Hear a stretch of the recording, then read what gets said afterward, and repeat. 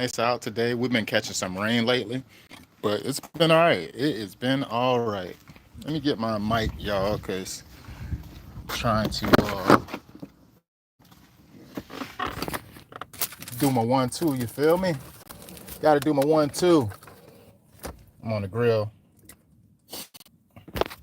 I'm on the grill this afternoon trying to get my 1-2 on, get my 1-2 step. Yes, sir. Here we go. Here we go. Boom.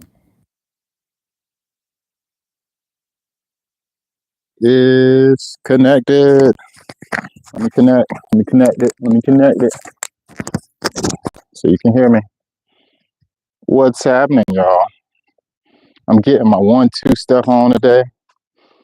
It's an office day for me, and getting better at my processes. Trying to learn and dial into. Oh, look at that grill! Oh, come on, look at that grill. Yes, sir. It's going down in the backyard. Oh yeah. I'm gonna push this thing in the shade. I'm over here tripping. Put this thing in the shade real quick. What are we talking about? Whew. Luckily, this thing got wheels. Cooking in the shade on a good Monday. Hanging out, doing a little bit of office day. Getting some estimates sent out, securing some jobs for this week. Oh man, here we go. Yes, nice. I'm in shade, and my grill is still smoking. It's smoking, baby. Yes, sir. It's smoking. Getting my 1-2 stuff on. Not too much, y'all. Just some bubbles. Just some bubbles. Just some bubbles. Woo-hoo. Oh, it's almost time to flip them, y'all. It's almost time to flip them. Gotta go get my spatula. But learning some new things. I closed some decent sized job this past few weeks. And not to say I want to be greedy or anything like that, but sometimes um, it's beneficial to just subcontract it. And then other times, sometimes is it absolutely necessary to add on a skill set to, do a, full installations. Talking about irrigation and sod installation, they run hand in hand. Typically, I subcontract a lot of my irrigation jobs out to Alex, and Alex does an amazing job locking them in, actually sell them at a higher price point. And typically, we split profits to an extent. I think he's a little bit lower than what everybody else is charging per zone. So I charge roughly around 14 to 1500 per zone, really depending on how many zones, if it's going to be the front yard, backyard, etc. But I was thinking,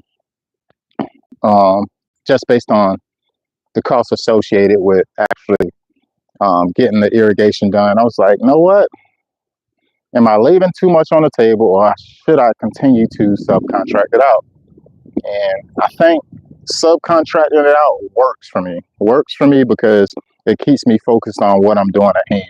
As y'all know, I told you I want to do just weed control fertilization, sod installation. So this is one of those things where you can get into something and you're like, oh man, should I, do something new, or should I add on this so I can take everything? In reality, he's doing that with his crews. Like he does full landscaping for ours, mulch install, mowing. He does all type of stuff. He got 3 crews. So he's set up to do that. Myself, I'm set up to do primarily what I want to do, sod installation and weed control fertilization. So I think I need to stay in my lane and chill, and we're going to continue to grow. Now, when it comes to repairs, however, when it comes to valves being broken, finding valve boxes, repairs is something that's in my wheelhouse, and it keeps me not necessarily having to subcontract the job out, but actually put it under my umbrella and just take it on and knock it out. So I'm learning more and more about some of the challenges that people have when it comes to irrigation, because it runs hand in hand with what I do. I have a few properties that already have in-ground irrigation systems. For the month of June, I'm basically not installing any type of sod installation and stuff like that unless they have an in-ground irrigation system. It just gets too hot, y'all. The temperatures for the June, July, it's going to be so hot. And if people don't have in-ground irrigation system, sod is a perishable product. So if they're not irrigating properly or they don't have time to, it's going to look bad on me when that lawn doesn't look successful for establishing. So that's essential for this part of the season, is to make sure that the client is properly irrigating the lawn. And the most, efficient person that I know who can come in, knock it out, get it done, is Alex. Alex my road dog. It's other people that I could subcontract, but instead of doing all that, me and him have a good relationship, etc. Just gonna keep doing what we do, stick at what we do best. He's really efficient when it comes to installing irrigation system. I kid you not. Look at that thing. I'm just about to flip them, y'all. It's time for the flip. It's time for the flip. They juicy too. Woo! I need a metal spatula. Don't judge me. Don't judge me, y'all. Don't judge me. I do need a metal spatula though, because this grill is hot. Burgers are juicy. So these are Bubba burgers, y'all. These burgers, there's only 6 of them, right? So that costs roughly around, I think, like $3.50 per burger, and that's buying it a full box. It costs $17 for that box of these 6 burgers. I think that's right. $3.50. 3 times 6 is, that's 18. Yeah, it's about $3. $3 a burger after taxes. But back to what I was saying. Learning something new. I'm learning new things about, irrigation and stuff like that. That way I can, some of the projects that I'm taking on, some people don't need an in-ground irrigation system, but they have just moved into the property and they might not understand, how to get it running, if it runs, etc., because they bought the house and the irrigation was already installed. Now that's the stuff I want to take on. And maybe the lawn has declined because the previous owner had dogs. They didn't take care of the backyard's fenced in. That type of situation, I've run across that very frequently. I can come in, replace heads. If we have leaks, I can fix leaks. Like, I understand how to install irrigation from beginning to end. That's something I'm gonna be recording here within the next few weeks. I'll be installing a full irrigation system on my property. I'm gonna show it step by step. It may be segmented videos where I actually, tap into the main water supply, come in with my install my backflow, install my my shutoff valve, my bulb shutoff valve. I'm gonna show every component of it because I've been doing a little bit of research online. Not to say people don't have it, but I feel like clarity. Like, I like to see in depth. Okay, after moving from A, I went to B. Right, I like clarity on it. So I want to show that because at the end of the day, I want you guys, if you're considering, going out and installing an irrigation system, at least you'll know what goes into it, And I like to explain stuff in detail because sometimes I feel like it's hard to figure it out unless you know more about it. So I'm gonna explain from what my perspective of what I know, and when I'm installing it in detail. I am going to start recommending a very specific irrigation system thing, right? So I was talking to my supplier who supplied our Hunter, Rainbird, and there's another brand called, I think, Ranchio or something like that. But check this out. He said, hey, man, I know, the Hunter boxes, they're typically anywhere from 100, to $150 for the controller. And he said, you got this one right here. It's like $300, right?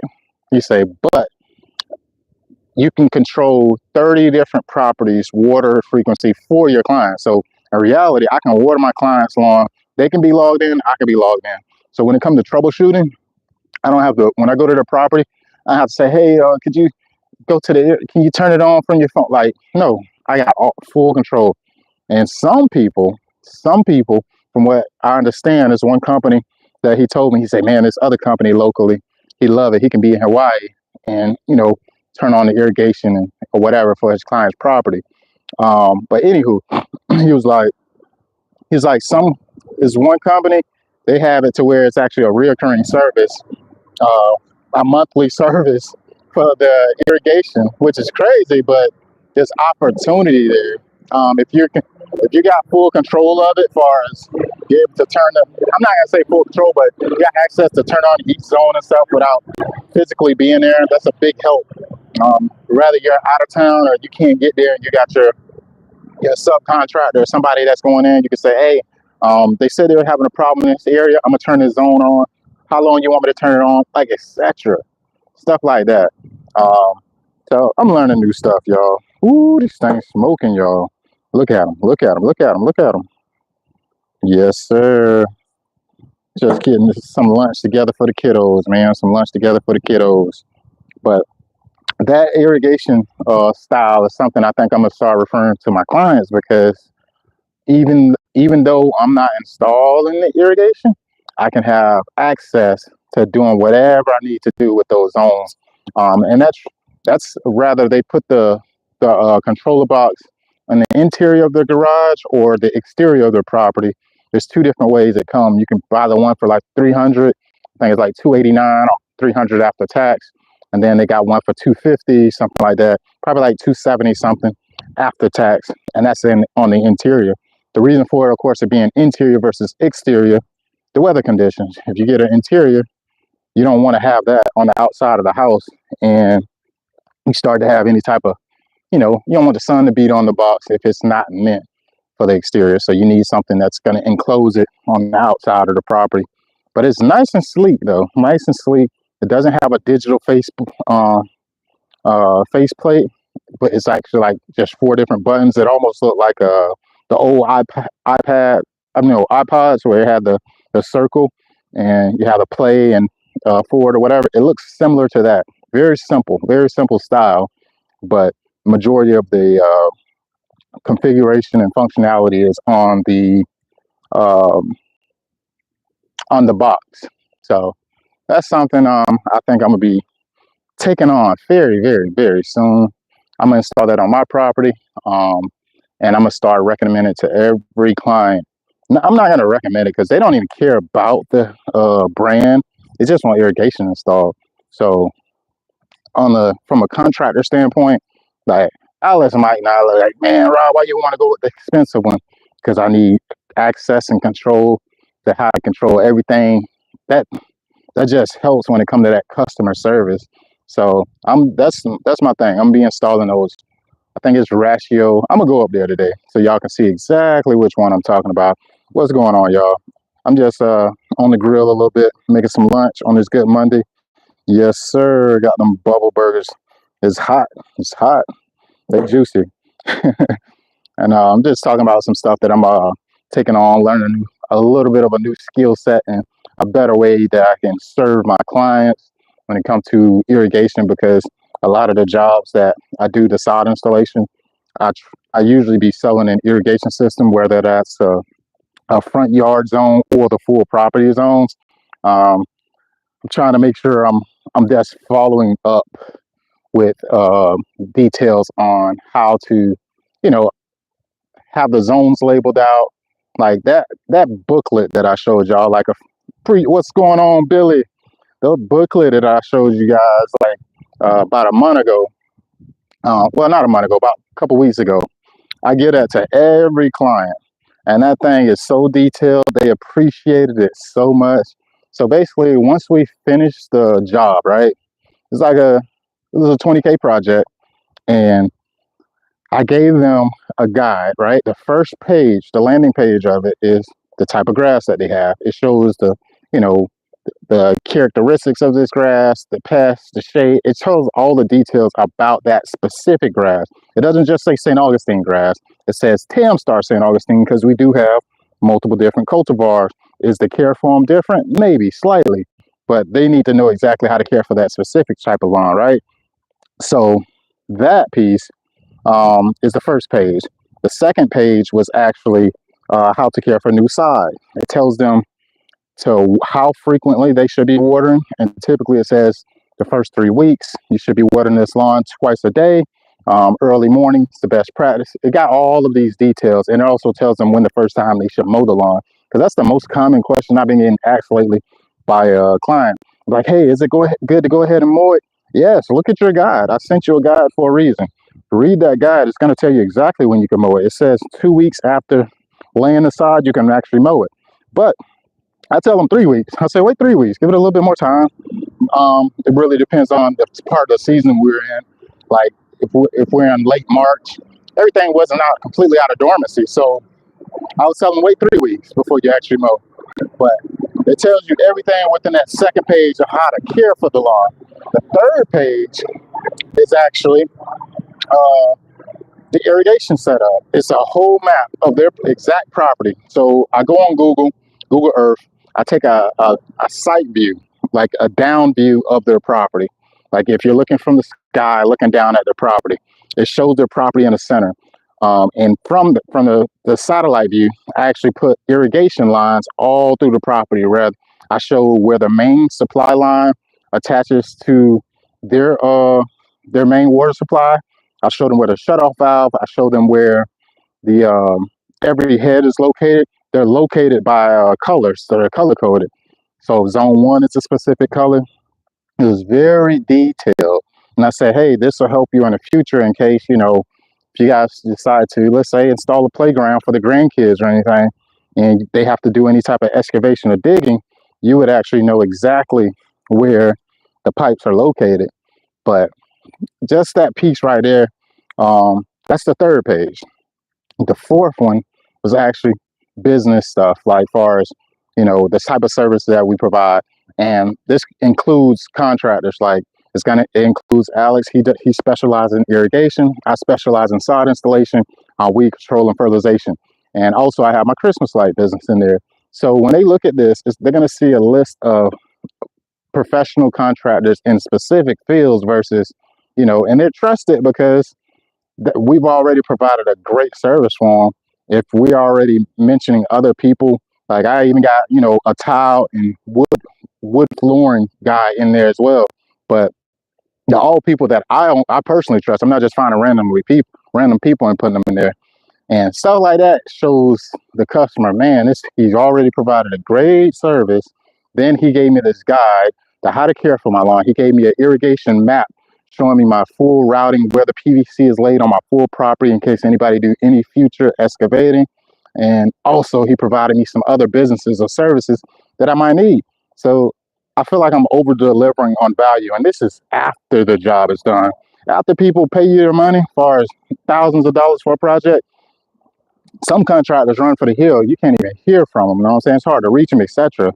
But I follow up there. I'm there every 2 weeks, every 30 days. I'm there, like at post care. And when they see you more, I feel like it builds a stronger reputation, a stronger trust as well. Like this dude did what he said he was gonna do. He showed up when he said he was. He delivered. The job looks great, and he's still here doing a great job. People appreciate that, so I'm continuing to do that. And I feel like when people say grow by referral, that gives you a fire with that customer to grow by referral. And mind you, a lot of the people that we perform these services for are business owners. They're well off. Like people can't spend no 20 grand, on a lawn renovation and not be well off. Best believe they're not pinching pennies to get that job done. So you want them to tell their friends about you. So they're telling other people like them just about this great service that we provided. That's our ideal clients, people who can afford the service, etc.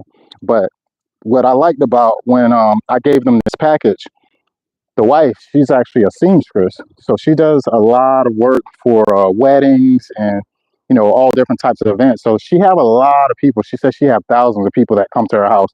When we were working on that property, there was over at least 10 people, 15 people in it, like not in and out, But throughout the full process as I was working on lawn, we noticed people kept pulling up and getting out, going up to the door. I was like, man, what they doing? They trapping or what? Are they trapping or what?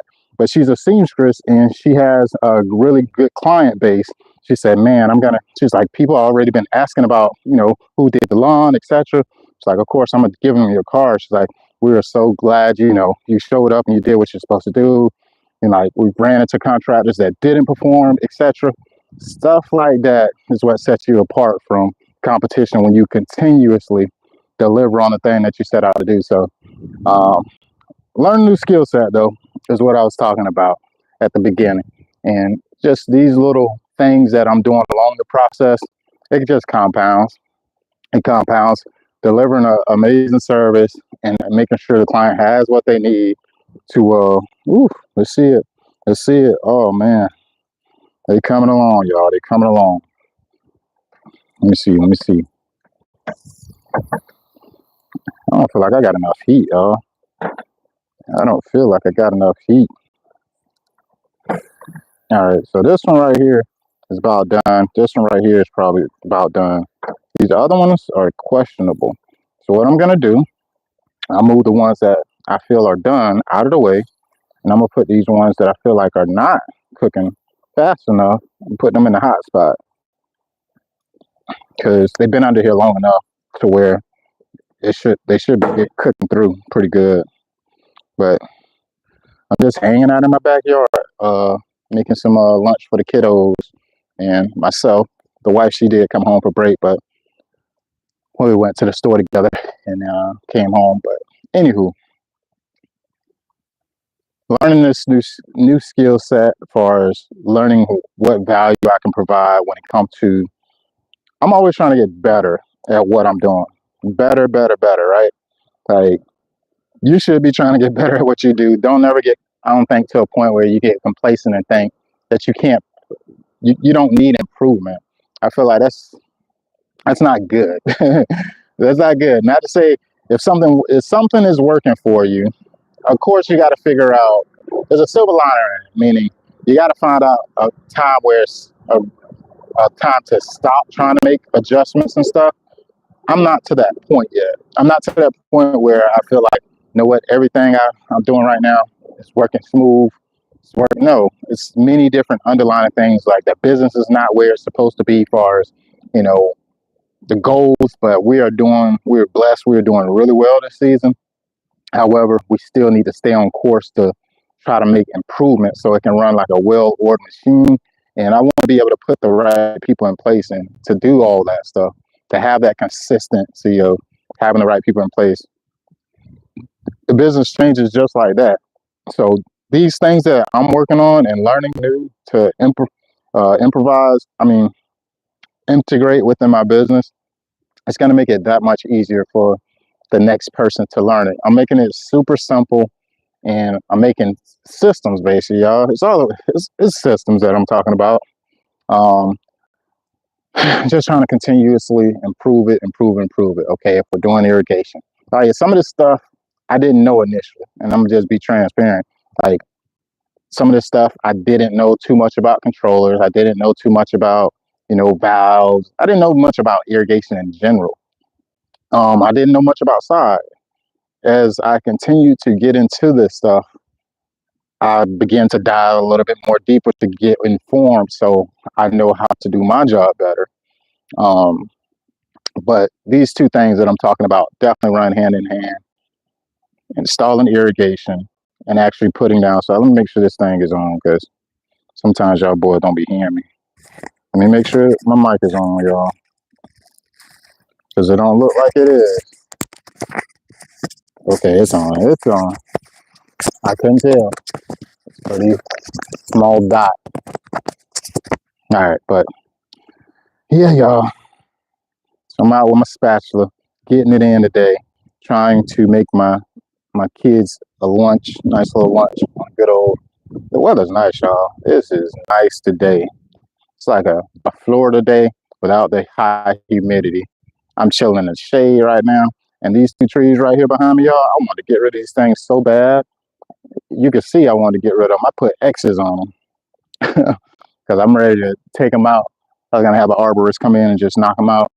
But I'm trying to have an alternative plan when it comes to relaxing in the backyard, and we got full sunlight. So taking my time with that. But I'm trying to improve my process. Um, but yeah, I don't think I'm gonna step into the lane of installing irrigation for the properties. I think what I have in place already works really well. Continue to work alongside somebody who specializes in it. I think we're gonna continue to thrive. Um, I'm pretty sure True Green could have accepted people like, oh man, do you guys offer mowing and weed control? And they're probably like, no way, we do not have any mowing crews. That's not our jig, right? So they stayed the course, and now they're $1 billion company. So you don't have to do everything to, do well in business. You just got to be focused on a specific and where the profits lie. You'll do well. And I think I'm in a pocket right now where I want to be, as far as I have large ticket, I have low ticket, recurring tickets. And that works for me. Who's to say that's going to change within a year or so? That's subjective, but as of right now, that is the play for me. I just, on the weed control part of where I'm at right now, it feels as if setting the expectations and visiting the properties I have found to be essential to set the right expectations for the customer, because people just, and this is why I didn't want to get into weed control and fertilization early on. I had this thing of, people always have unrealistic expectations. Like I see people that really, really nitpick. Like, hey, I got a weed, and I know, like, I feel like it gets very, very nitpicky to the point where people are like, why do I have a weed at all if I have a provider? And I feel like that's a little bit, it's a little bit much. So I feel like the expectations for what they want their lawn to look like is crazy, based on them not understanding what's going on with their lawn. Like with weed control and fertilization, people can have Dallas grass, they can have crabgrass, they can have nut sedge, they can have all these different type of weeds going on, and they expect you to come in and they want to see it looking amazing like the neighbor who's retired in their lawn all the time. It's just unrealistic if they're not dedicating the time to make sure the lawn is properly mowed, consistently mowed, it's properly irrigated. It's just so many underlying factors of what people are not willing to do to make their lawns be on track. And sometimes they put a lot of that weight on the contractor coming in. And to me, it's like, come on now. I come in here and make some things happen. I can improve the lawn, but you got to mow it. Like, we treated the lawn 2 months ago, and you haven't mowed it since we left, or I don't know, stuff like that is outside of your hands. And to find those realistic, clients is far and few. Check that thing. Oh man, it's smoking, y'all. It's smoking. All right, let me check these bubble burgers. They juicy, y'all. Gosh. All right, I'm trying to do this left-handed. I'm a right-hander, y'all. I shoot pool with my left. The funny thing, I shoot pool and I bowl with my left. I don't play, y'all. Yeah, 200 average. Let's go. We went bowling for my anniversary the other day. Me and the wife stepped out and went bowling. All right, so these burgers right here are done. They're done. I'm not gonna overcook them. I want them just how they are. They gotta stay juicy. These, however, these boys need a little bit more love in the hot spot.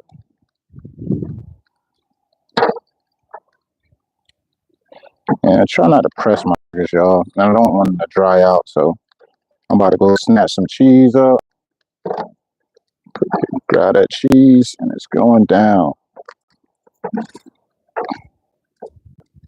All right, so yeah, these right here, these guys are complete. They're exactly where I want them to be. These guys need a little bit more time. Ooh, that wind. You see that fire in there? Y'all see it? fire started to kick up because it's a science to it. The more wind it got, that fire started to kick up a little bit more. But yeah, I just wanted to chop it up with y'all because Rob been shooting videos, but I haven't been able to post them. That's freaking out because I've been trying to get the background stuff of my business done, as far as making sure I'm sending them out to clients in decent time. So I've been putting my estimating, my YouTube in a little bit to the side because I gotta have skin in the field. JJ, you want cheese? All right, I'm about to bring them in. You can get the buns ready, Jay. I'm weird. Like when I come in with the burgers, I don't be telling your mom, but I literally want to put my bun on the bread and literally almost eat the sandwich like fresh. I'd hate heating it up. Like I hate like getting the burger off the grill and it chill for a minute in the pan, and then I have to heat it up. I hate that. Mm-hmm.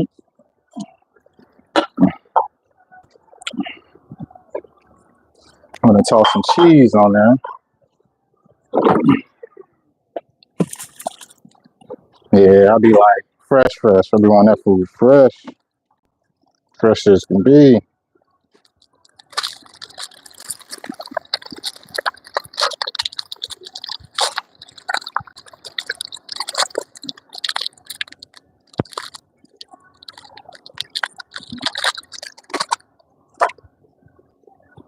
Where did I put that spatula?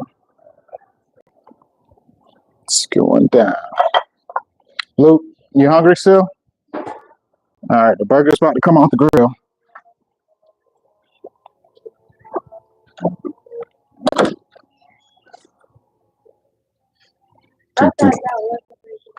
Nope, it's not. Oh boy. You got it? All right, thank you. It's going down. I was over here in the shade for a minute. The sun came out. And I'm in my this right here, this area of my backyard. I actually put down some Xeon zoysia. It was slightly dormant, so I got some weeds impeding on it. It's doing all right. It's doing pretty good. But I'm gonna hit it up with some a selective, some of these get some of these broadleaf weeds out of here.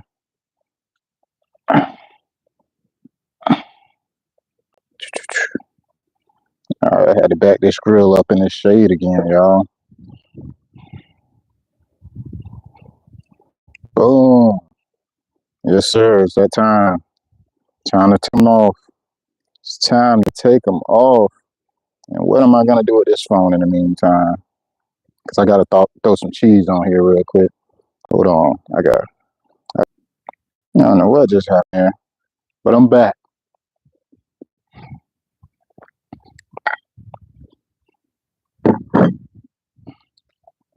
Where in the world did I put that at?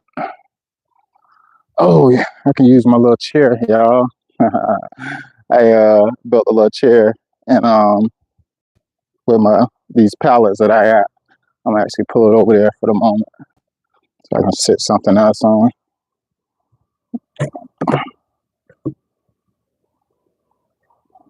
Let's see.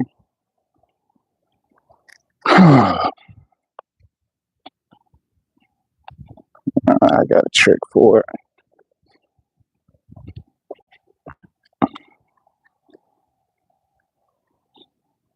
I'm gonna put y'all over here in the shade for a minute.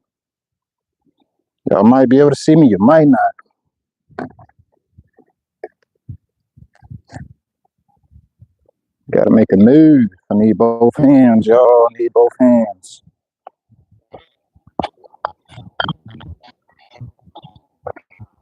Throw this cheese on here. Let this thing get right real quick. Take them things off.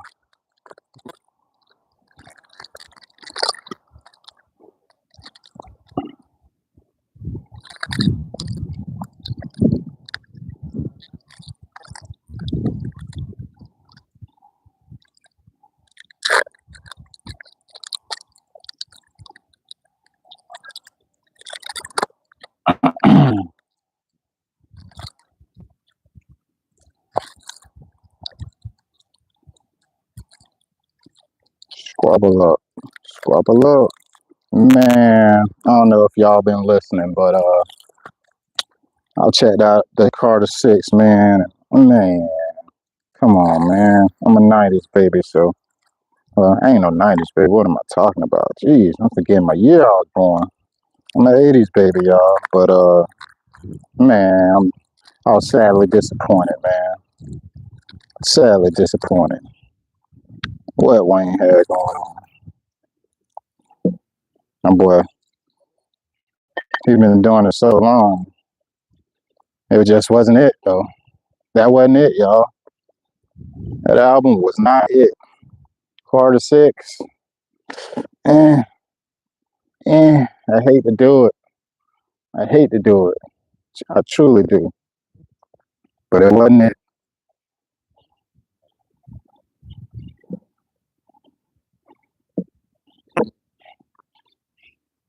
Burger's almost ready, y'all. It's almost ready. Yeah, Carter 6 was pretty garbage. I was like, I wanted to hear somebody just talk about something random. Come on, man. Come on, Wayne. Come on, man. I ain't even a huge Kendrick Lamar fan, but geez, that album was well structured and it actually had something to say in it. You know what I'm saying? I like a rap, like a Kendrick Lamar rap lyrics. You know what I'm saying? It was a decent album. It ain't just stuff he's talking about. You know, giving the storyline, got punchlines, all that. It was good, but Wayne, I was a little disappointed.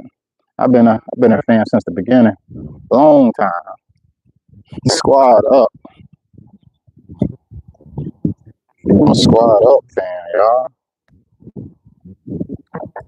Squad up, way back, man.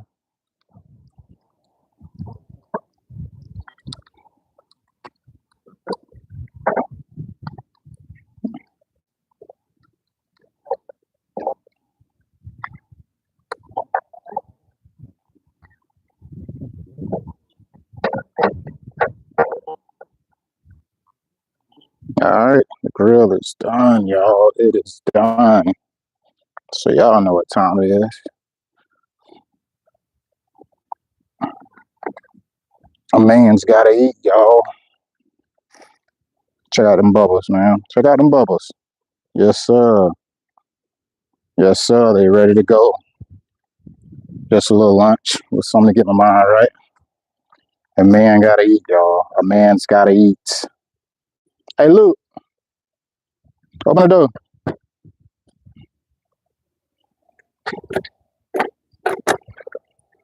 Close the door. Close the door.